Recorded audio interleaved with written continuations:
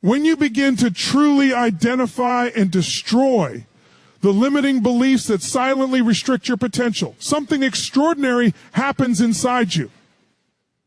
Most people live their entire lives unaware that the greatest obstacles they face are not external, they are internal.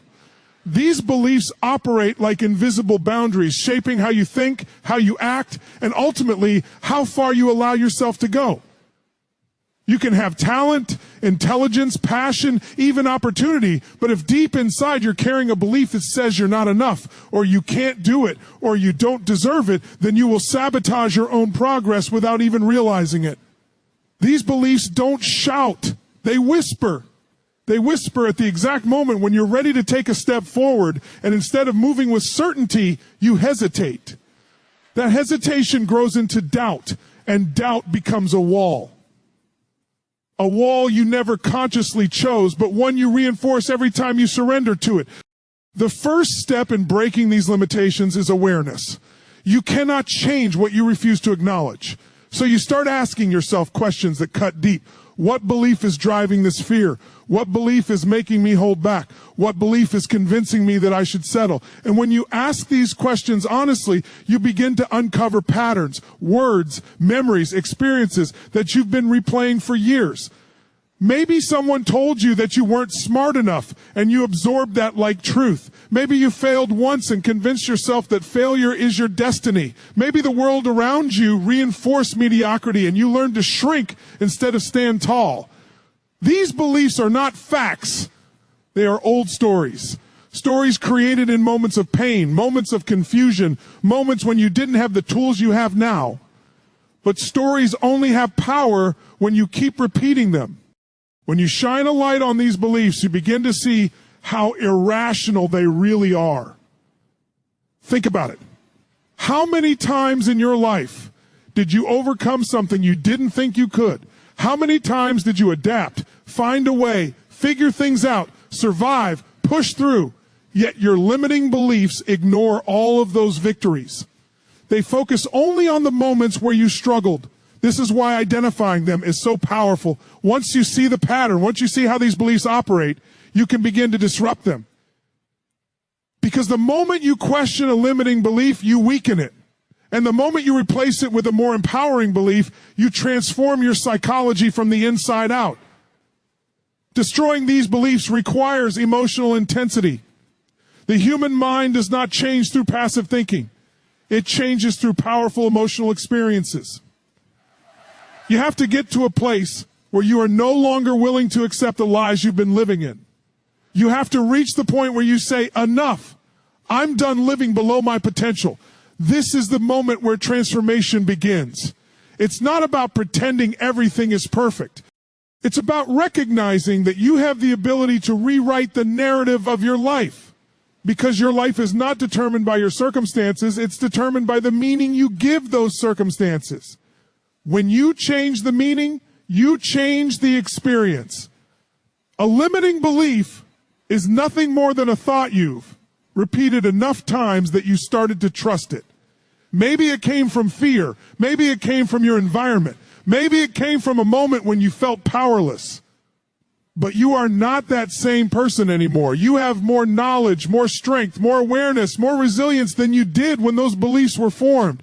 And yet you're still carrying them as if they define you.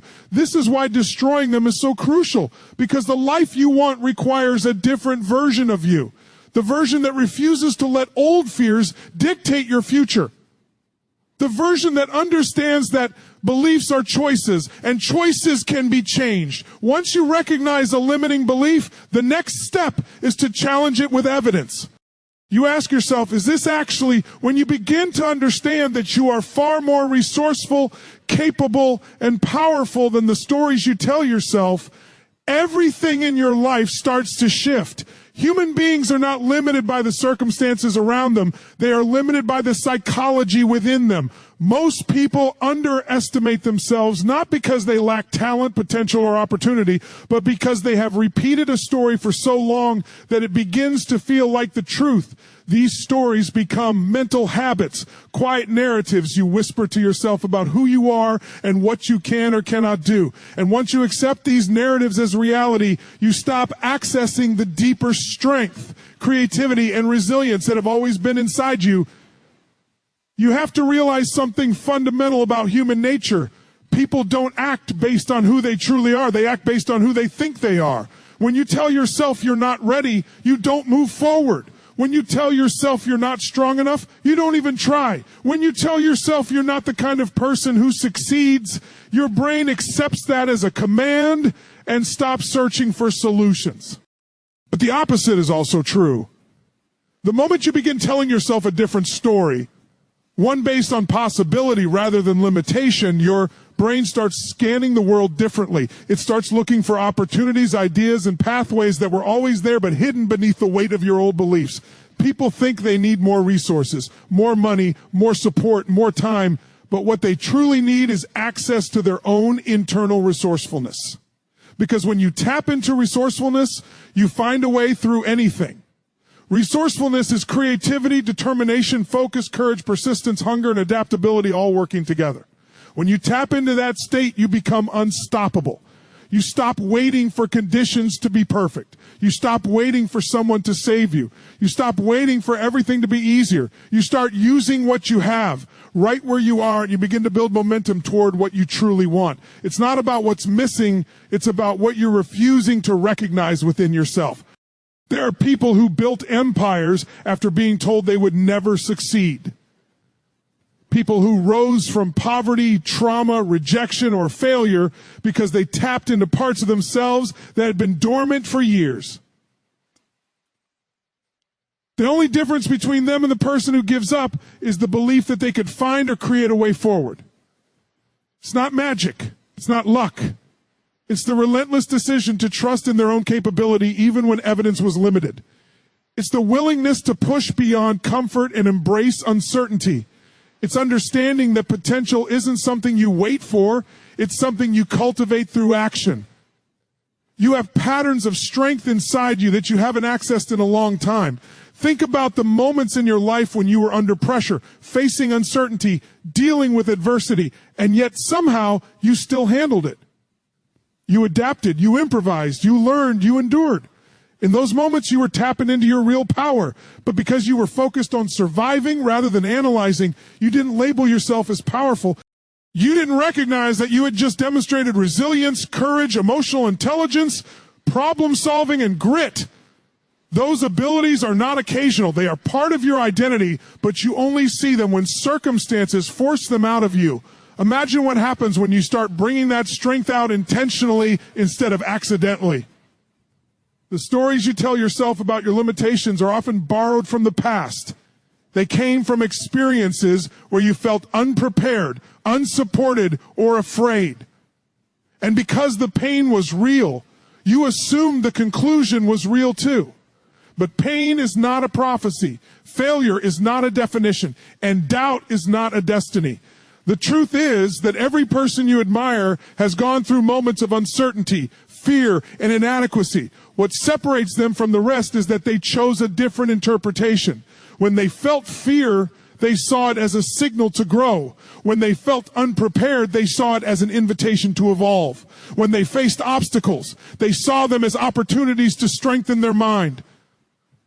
That interpretation is what unlocked their resourcefulness. You have that same ability.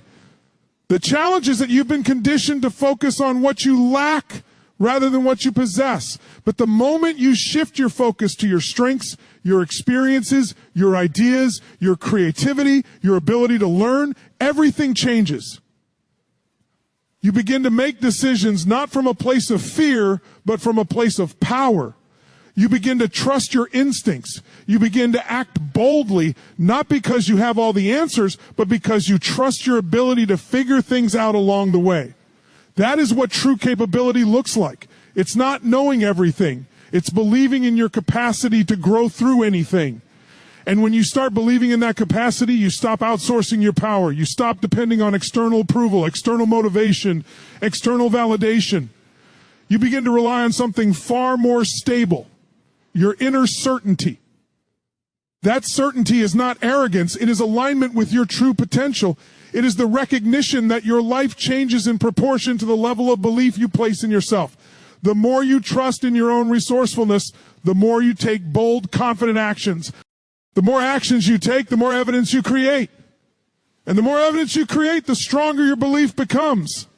This is the cycle of transformation. And it all begins with rewriting the story of who you think you are.